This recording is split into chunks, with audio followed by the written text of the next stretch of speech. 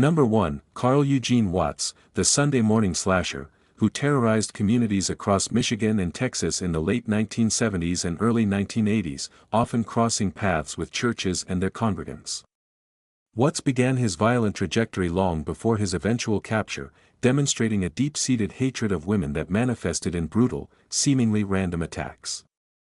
On a Sunday morning in 1974, Watts approached a young woman who was leaving a church service in Detroit, Michigan, exploiting the serene and unguarded atmosphere that typically follows a day of worship. He followed her, eventually forcing his way into her space and launching a vicious assault that left her fighting for her life. This incident was a precursor to the terror he would systematically unleash over the next decade. Watts did not limit his hunting grounds to one specific house of worship, but he repeatedly utilized the periphery of churches, targeting women who were walking to or from services, or those who found themselves alone in church parking lots.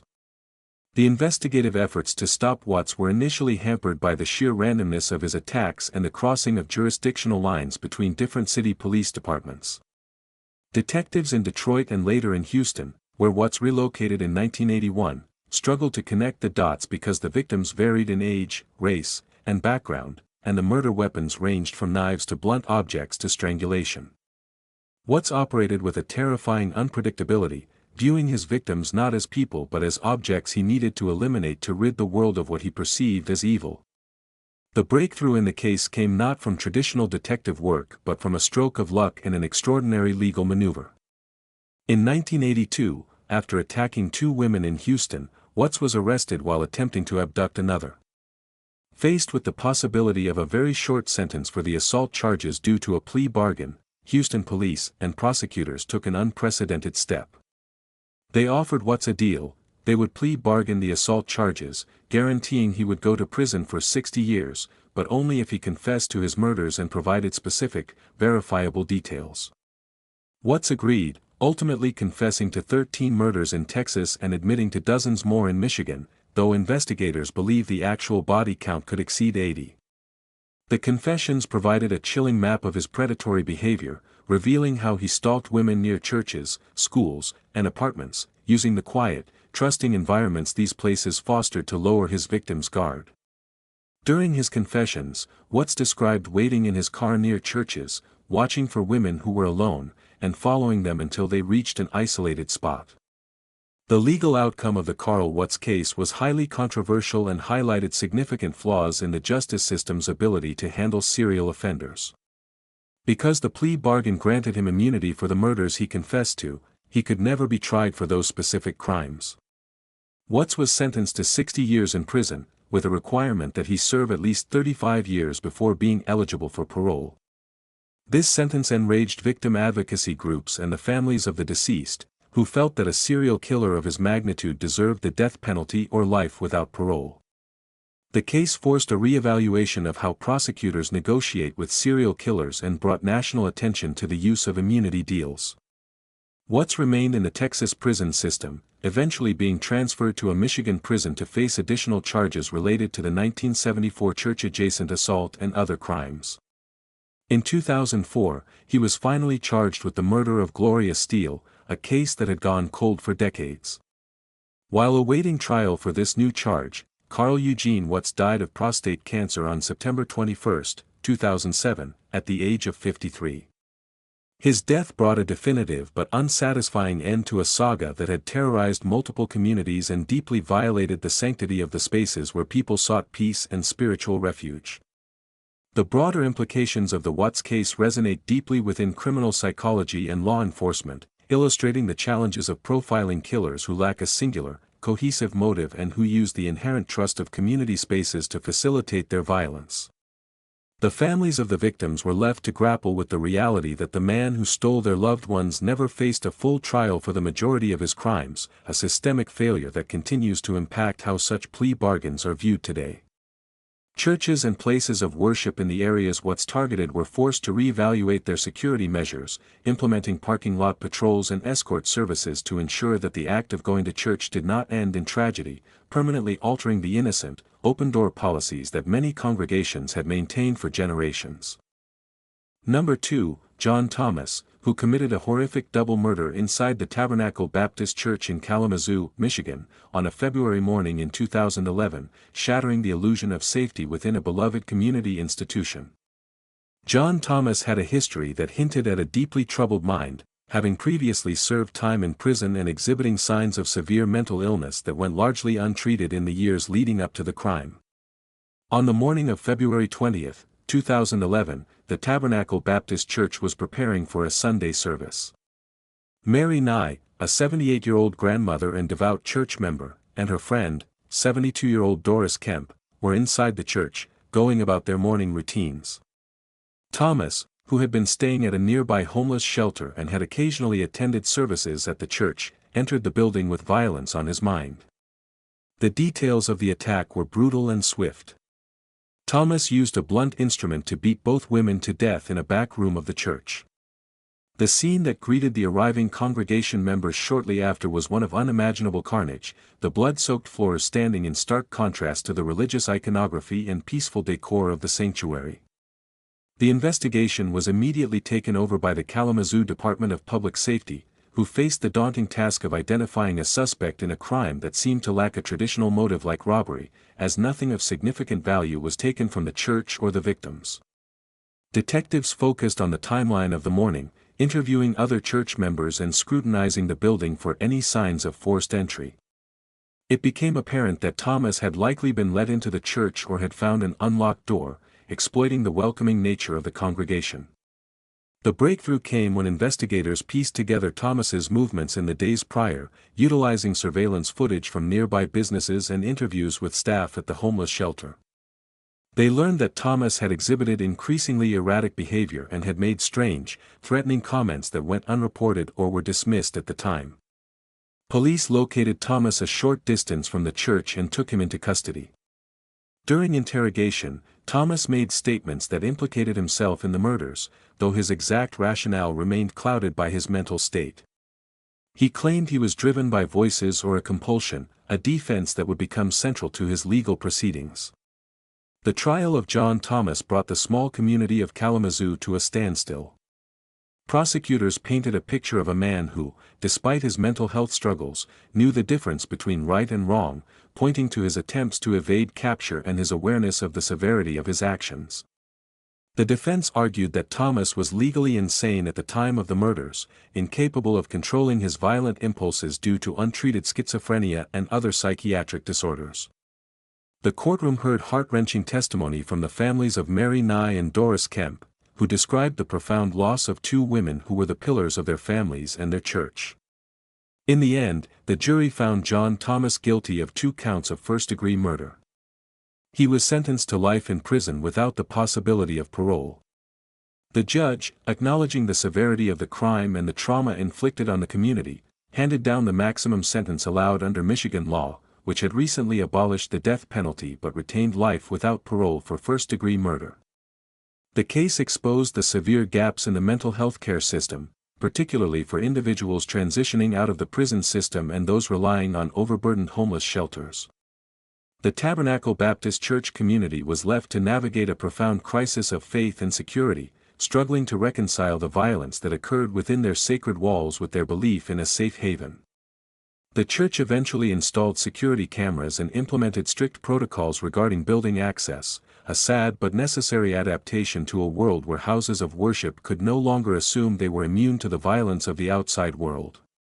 John Thomas remains incarcerated in the Michigan Department of Corrections, serving his life sentence, a permanent reminder of the day a place of refuge became a scene of ultimate tragedy. The impact on the victims' families was compounded by the senselessness of the crime, as they were given no satisfying explanation for why their loved ones were targeted, only the knowledge that a severely broken individual crossed paths with 2 innocent women in the most vulnerable of settings. Number 3. The horrifying 2008 murder of a toddler inside a church in the small town of Maryville, Illinois, a case that centered on a mother, Tiffany Hall, and a community's shocking betrayal. While the direct perpetrator of the physical act was not the mother herself, Tiffany Hall orchestrated and facilitated the crime, making her the central figure in this devastating narrative. Tiffany Hall was deeply embedded in her church community, presenting herself as a devout Christian and a loving mother, a facade that masked a deeply disturbed individual. In the summer of 2008, Hall was heavily pregnant, but her pregnancy was a fabrication. She was suffering from a rare psychological condition known as pseudocyesis, where she believed she was pregnant and exhibited physical symptoms of pregnancy despite not carrying a child. As her perceived due date approached, Hall's desperation to present a baby to her family and community reached a fever pitch. She targeted a young woman in her social circle, 23-year-old Jimella Tunstall, who had recently given birth to a baby boy named Terrell. On September 15, 2008, Hall lured Tunstall to a house, where she attacked and murdered her, slicing the infant from her womb. The newborn survived, but the horror did not end there. Hall brought the infant to the Family Church of God in Maryville, the church where she was an active and trusted member. Inside the church, she presented the baby as her own, attempting to integrate the kidnapped child into her life within the very walls where she had built her reputation. The investigation into Jimella Tunstall's disappearance was swift and harrowing. Police found her body in the trunk of a car, and the evidence quickly led them to Tiffany Hall. When investigators arrived at the church to arrest Hall and recover baby Terrell, the congregation was in a state of absolute shock and disbelief. The idea that a member of their church, a place associated with moral guidance and community support, could commit such a barbaric act was almost incomprehensible to the tight-knit group. The legal proceedings against Tiffany Hall were complex and highly publicized. She was charged with first-degree murder, attempted murder, and kidnapping. The prosecution meticulously laid out the timeline of Hall's deception, demonstrating how she had planned the murder over a period of weeks, studying medical procedures and purchasing the tools necessary to perform a crude cesarean section.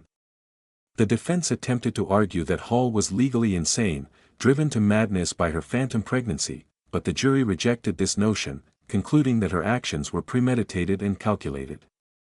In 2010, Tiffany Hall was found guilty on all counts and was sentenced to life in prison without the possibility of parole.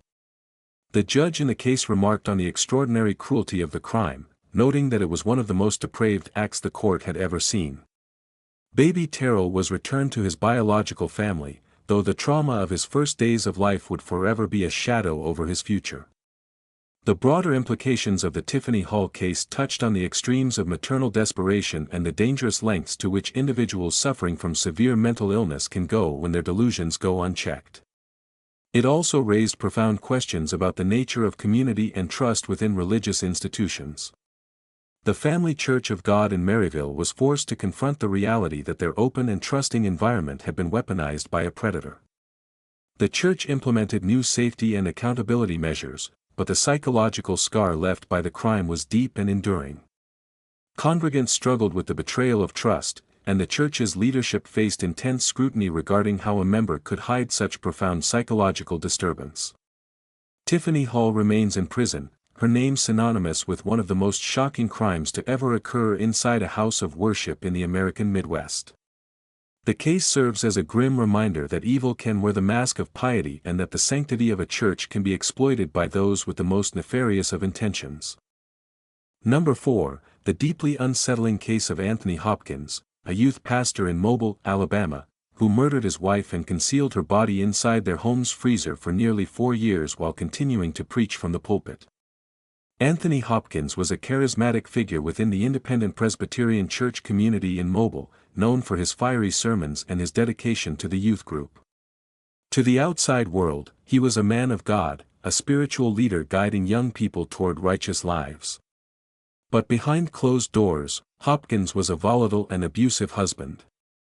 His wife, Arletha Hopkins, was a quiet, devoted woman who had endured years of physical and emotional abuse at his hands.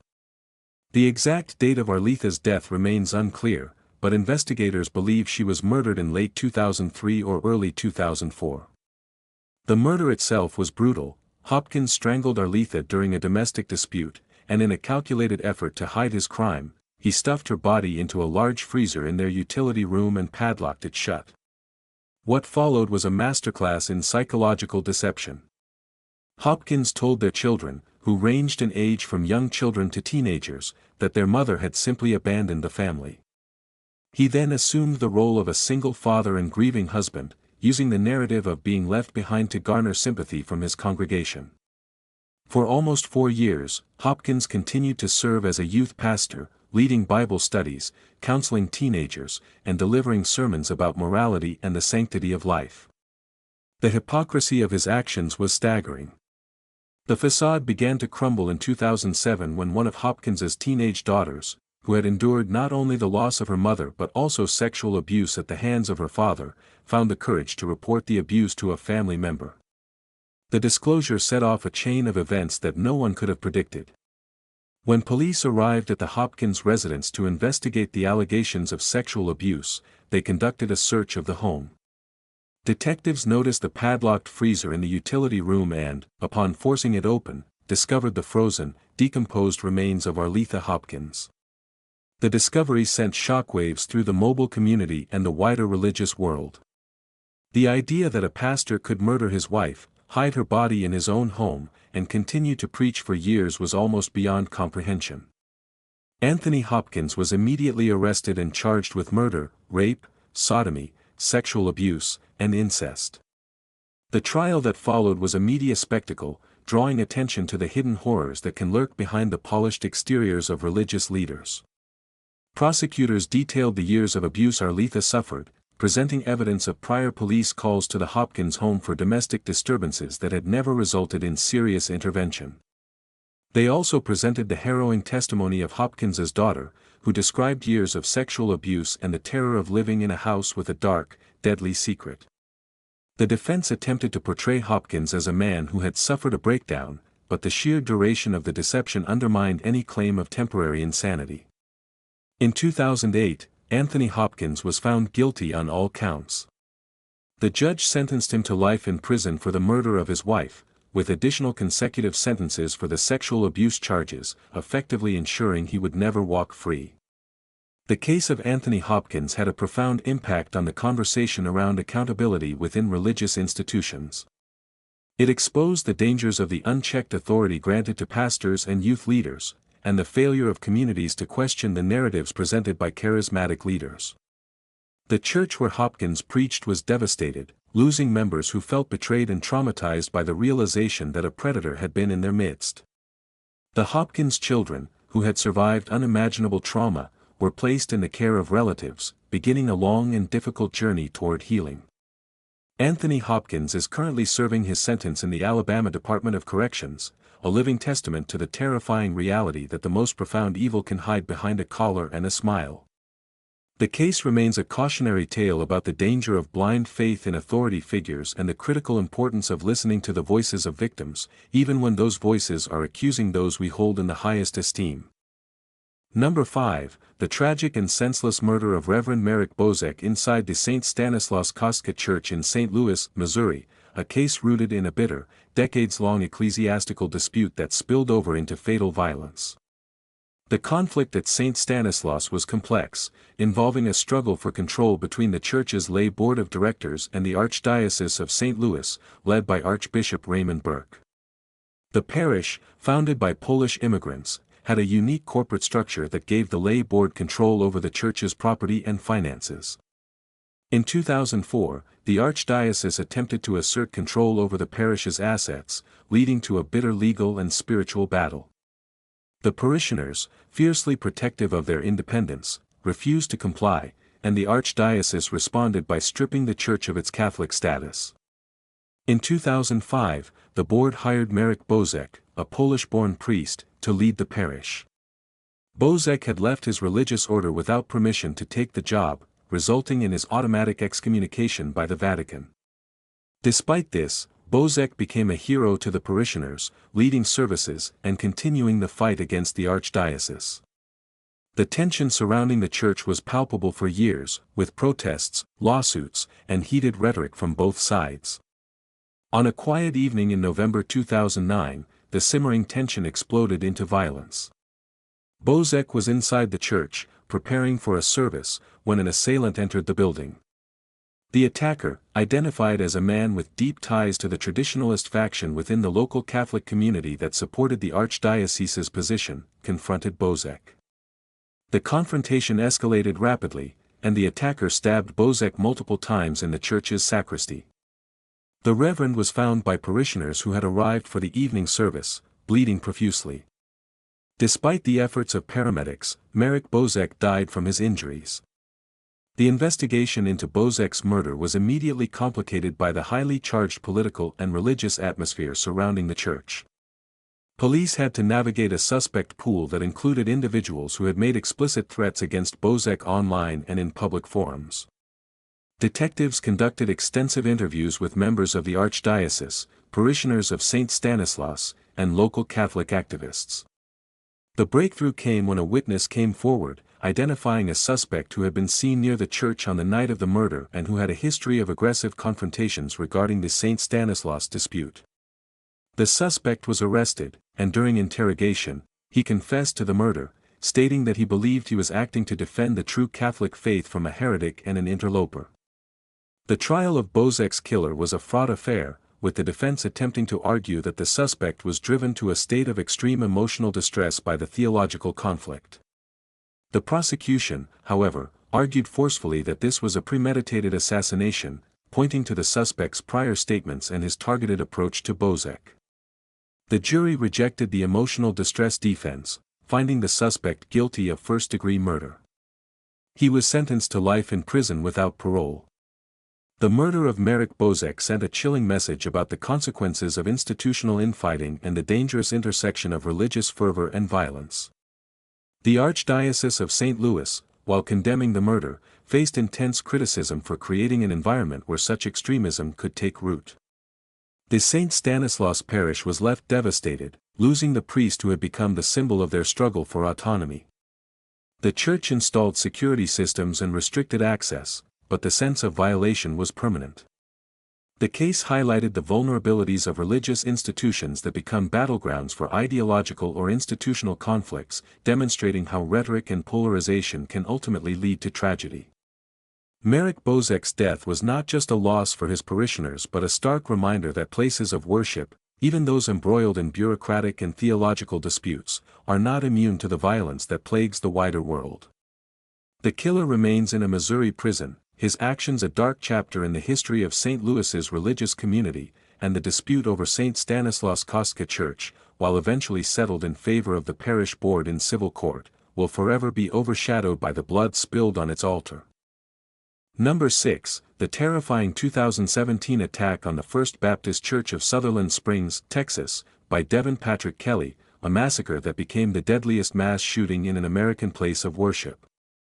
Devin Kelly was a 26-year-old man with a deeply troubled history, including a bad conduct discharge from the United States Air Force for assaulting his wife and child, and a history of animal abuse and making threats.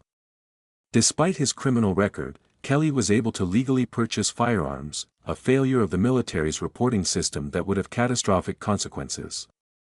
On the morning of November 5, 2017, the small, close-knit congregation of the First Baptist Church in Sutherland Springs, a rural community of about 600 people, gathered for their regular Sunday service. There were roughly 50 people in the church, including children, the elderly, and pregnant women. Kelly, dressed in black tactical gear and wearing a ballistic vest, arrived at the church in a rented vehicle. He parked outside and, armed with a Ruger AR-556 semi-automatic rifle, began firing indiscriminately into the building. The attack was not a sudden snap of violence. Kelly entered the church and continued to shoot people at close range, moving through the sanctuary with a cold, methodical precision. The congregation was trapped, with few places to hide in the small, single-room building. The carnage was devastating. 26 people were killed, and 20 others were injured, many critically. The victims ranged in age from an unborn baby to 77-year-old Lula White, who was described as the matriarch of the church. Among the dead were 8 members of a single family, the Holcombs, and the 14-year-old daughter of the church's pastor, Frank Pomeroy. The heroism of the day emerged from the civilian population. Stephen Williford, a local resident and former NRA instructor, heard the gunfire and grabbed his own rifle. Williford engaged Kelly, striking him twice and forcing him to drop his rifle and flee to his vehicle. Williford then pursued Kelly in his truck, eventually cornering him with the help of another local man, Johnny Langendorf. Kelly, realizing he was cornered and severely wounded, shot himself in the head. The investigation into the Sutherland Springs massacre was led by the FBI and the Texas Department of Public Safety. It revealed that Kelly had sent threatening text messages to his mother-in-law, who attended the church, prior to the attack, suggesting that the massacre was at least partially motivated by a domestic dispute, though the indiscriminate nature of the shooting indicated a broader desire to inflict mass casualties. The investigation also confirmed the systemic failure that allowed Kelly to obtain his weapons. The Air Force had failed to submit his criminal history to the National Instant Criminal Background Check System, a violation of federal law that had dire consequences. The legal outcome of the Sutherland Springs case was complex, as the perpetrator was dead. The focus shifted to accountability and prevention. The U.S. Air Force conducted a sweeping review of its reporting procedures and acknowledged its failure. The families of the victims filed numerous lawsuits against the Air Force and the Department of Defense, arguing that their negligence directly led to the massacre. In 2021, the U.S. Supreme Court ruled that the federal government could be sued for the Air Force's failure to report Kelly's criminal record, a landmark decision that opened the door for the victims' families to seek justice through the civil courts. The Sutherland Springs massacre had a profound and immediate impact on the security protocols of churches across the United States. Houses of worship, once considered sacred and off-limits to violence, rapidly implemented armed security teams, surveillance systems, and active shooter drills. The First Baptist Church of Sutherland Springs, unable to return to the scene of such horrific violence, built a new church nearby, a testament to the resilience of the surviving congregation. However, the psychological trauma endured by the community and the families of the victims is indelible. Devin Patrick Kelly's name became synonymous with the ultimate violation of a sanctuary, a reminder that no community, no matter how small or peaceful, is immune to the scourge of gun violence. The case continues to influence the national debate on gun control, background checks, and the intersection of domestic violence and mass murder. Number 7. The chilling 2015 shooting at the Emmanuel African Methodist Episcopal Church in Charleston, South Carolina, perpetrated by Dylann Roof, a crime driven by white supremacist ideology that targeted one of the oldest and most historic black congregations in the United States. Dylann Roof was a 21-year-old high school dropout from Columbia, South Carolina, who had immersed himself in online white supremacist forums and websites that promoted racist ideologies and glorified violence against black people. Roof became radicalized in the months leading up to the attack, writing a manifesto in which he outlined his belief in the inferiority of black people and his desire to start a race war.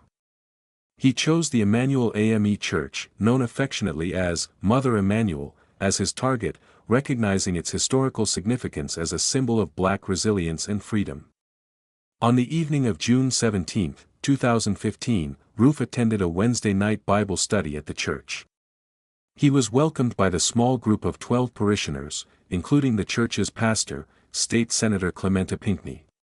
Roof sat with the group for nearly an hour, participating in the study and engaging in conversation.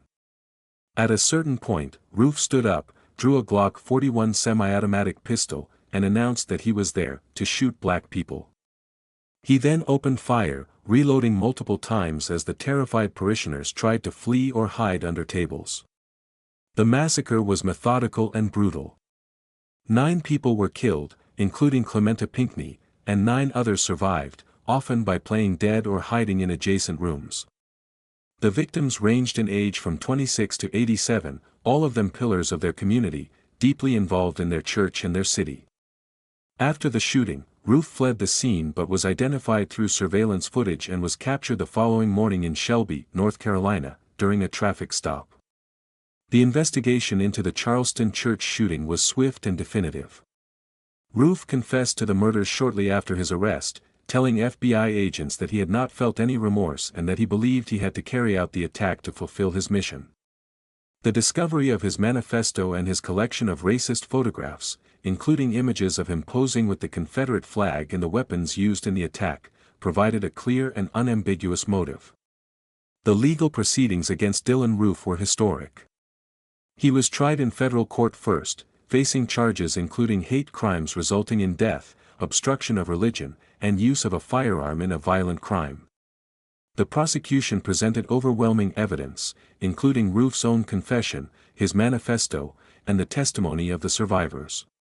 The defense did not deny Roof's guilt but attempted to present evidence of his mental state, suggesting he suffered from unspecified psychological disorders. However, Roof, who had chosen to represent himself for a portion of the trial, disrupted the proceedings and refused to present any mitigating evidence.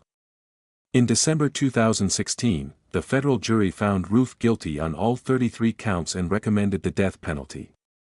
The judge formally sentenced him to death in January 2017. Roof was subsequently tried in South Carolina State Court, where he again pleaded guilty to 9 counts of murder and received 9 consecutive life sentences without parole, ensuring that even if his federal death sentence were overturned, he would never be released. The impact of the Charleston church shooting was profound and far-reaching. It reignited the national debate over the Confederate flag, leading to the removal of the flag from the South Carolina State House grounds and a broader reckoning with Confederate symbols across the South. It also exposed the dangers of online radicalization and the real-world consequences of hate speech. For the Emmanuel AME church community, the trauma was unimaginable, yet the response of the victims' families, many of whom publicly offered forgiveness to Roof during his initial court appearance, became a powerful testament to their faith and humanity. The church reopened its doors to the public, refusing to be defined by the violence inflicted upon it. Dylan Roof remains on federal death row at the United States Penitentiary in Terre Haute, Indiana, his appeals ongoing but his legacy firmly cemented as one of the most heinous domestic terrorists in American history. The Charleston massacre stands as a stark reminder of the enduring power of hate and the vulnerability of even the most sacred spaces to the ideologies of extremism. Number 8. The brutal 2006 murder of a nun inside a Toledo, Ohio, hospital chapel, a crime that remained unsolved for over a decade before DNA evidence finally brought a killer to justice. Sister Margaret Ann Paul was an 82-year-old nun who had devoted her life to the Catholic faith and to serving others. On April 5, 2006, Sister Margaret was preparing the Mercy Hospital Chapel for Easter Sunday services. She was found by a fellow employee, lying on the floor of the chapel, strangled and stabbed. The crime scene was particularly disturbing. Sister Margaret's body had been posed in a ritualistic manner, her arms crossed over her chest and a cloth placed over her face, and she had been stabbed numerous times, including in the shape of a cross on her chest and neck. The use of religious symbolism in the murder sent shockwaves through the community and immediately suggested a deeply personal and potentially theological motive. The initial investigation was massive, involving local police and the FBI. Detectives interviewed hospital staff, priests, and anyone who had access to the chapel. Suspicion quickly fell on Father Gerald Robinson, a chaplain at the hospital who had a contentious relationship with Sister Margaret. Robinson had clashed with the nun over liturgical practices and the use of the chapel, and several witnesses reported seeing him near the chapel around the time of the murder. However, the physical evidence at the time was circumstantial, and a murder weapon, believed to be a letter opener shaped like a dagger, was never definitively linked to Robinson. The case went cold for decades, a source of immense frustration for the Paul family and the Toledo community. The breakthrough came in 2003, when cold case detectives re-examined the evidence using modern DNA technology. A stain on the altar cloth, which had been collected in 2006 but could not be analyzed with the technology of the time, was tested and found to contain DNA that matched Gerald Robinson. Armed with this new evidence, police arrested Robinson in 2004. The trial of Gerald Robinson in 2006 was a media sensation, drawing attention to the secretive world of the Catholic Church and the alleged satanic or ritualistic elements of the crime.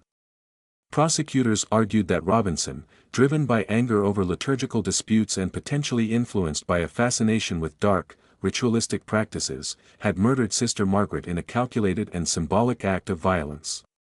The defense argued that the DNA evidence was contaminated and that the ritualistic elements of the crime were misinterpreted by investigators. Despite the defense's efforts, the jury found Gerald Robinson guilty of aggravated murder, and he was sentenced to life in prison with the possibility of parole after 23 years. The Robinson case had a profound impact on the Toledo community and the broader Catholic Church. It fueled long-standing rumors about secret satanic rings within the clergy, rumors that were fueled by the ritualistic nature of the crime and the Church's history of covering up abuses.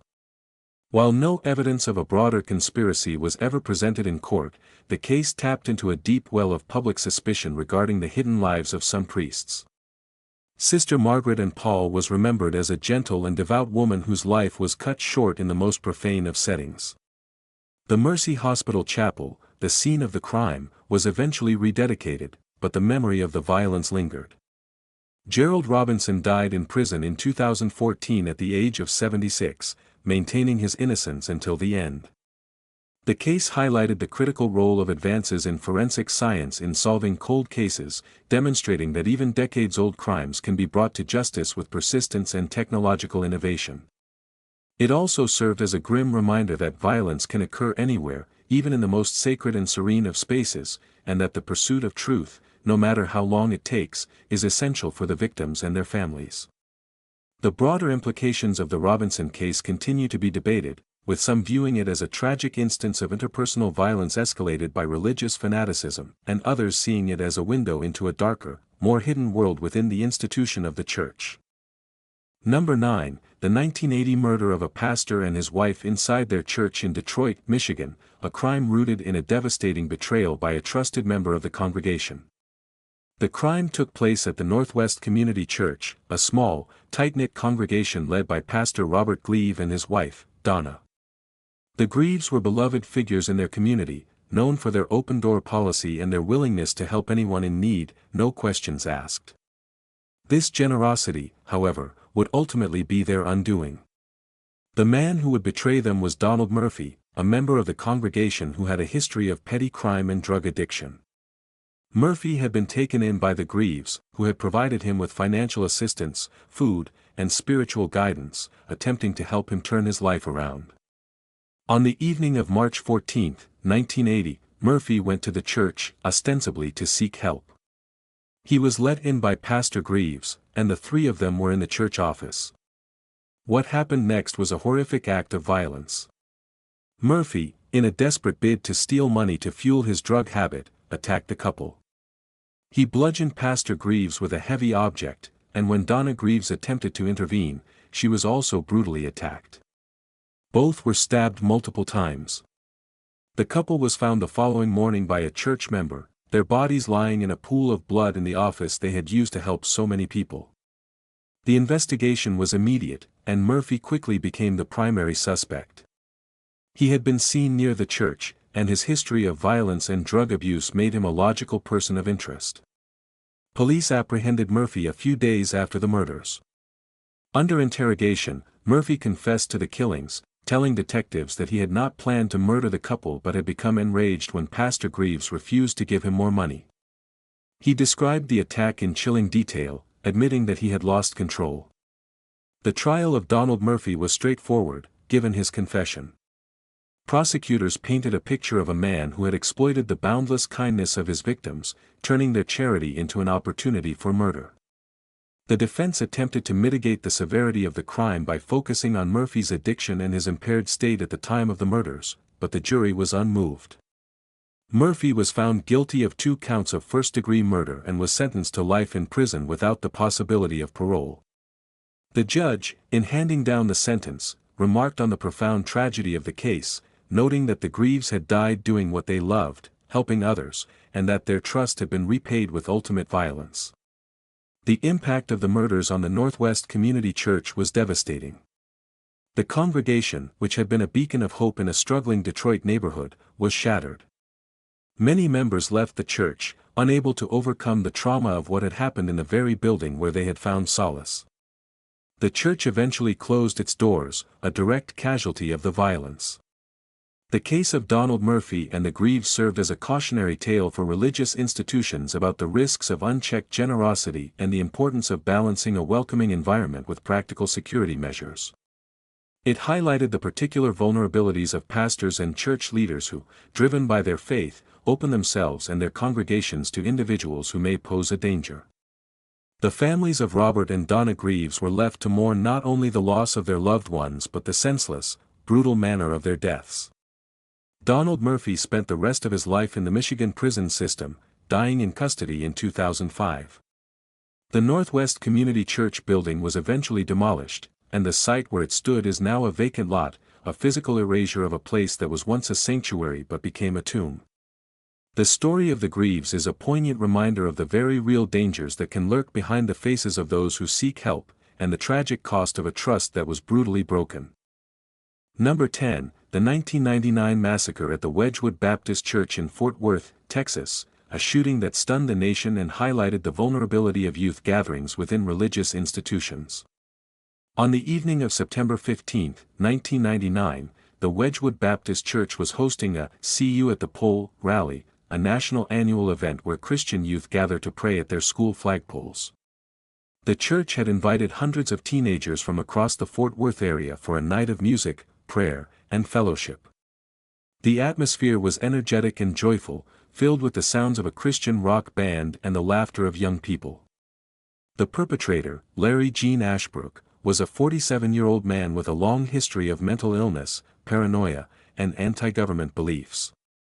Ashbrook had become increasingly isolated and agitated in the months leading up to the attack, writing rambling, incoherent letters to local newspapers and expressing a deep hatred for various institutions, including the church. On the night of the rally, Ashbrook entered the church through an unsecured door, carrying a Glock 9mm pistol and a Ruger .22 caliber pistol.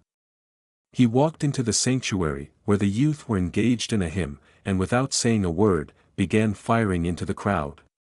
The attack was sudden and terrifying.